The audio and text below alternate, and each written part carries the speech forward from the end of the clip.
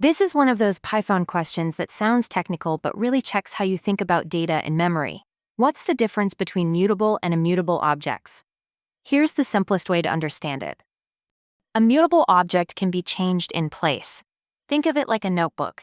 You can open it, erase something, and write something new without buying a new notebook. Lists, dictionaries, and sets work this way. You can keep updating them as your data changes. An immutable object is like a printed receipt. Once it's printed, you can't change it. If you want to update it, you print a new copy.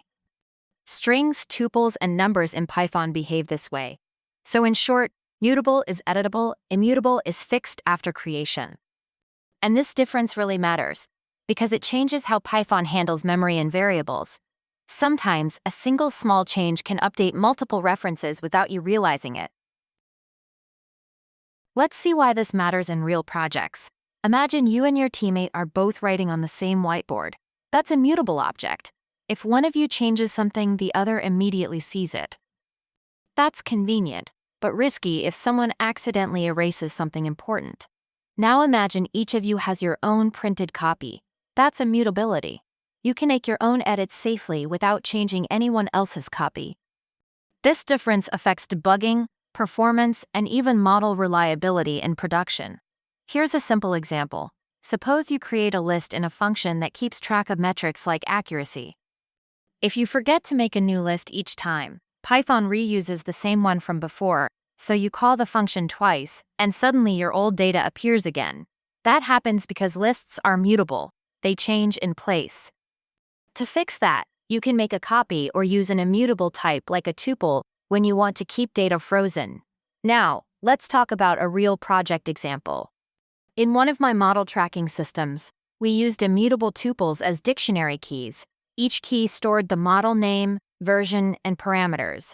Because tuples never change, our cache stayed stable even with 50 users accessing it at once. If we had used a mutable list there, it could have caused inconsistent lookups and corrupted data. Now, here's how you'd explain this in an interview, clearly and completely. In one of my projects, I built a small function that tracked metrics like accuracy and precision after each model run. I used a list to store those results. But after running the code several times, I noticed something strange. The list kept growing, even when I hadn't added any new data. That's when I discovered the issue. Lists in Python are mutable, meaning they can change in place. Every time the function ran, Python reused the same list from before instead of creating a new one.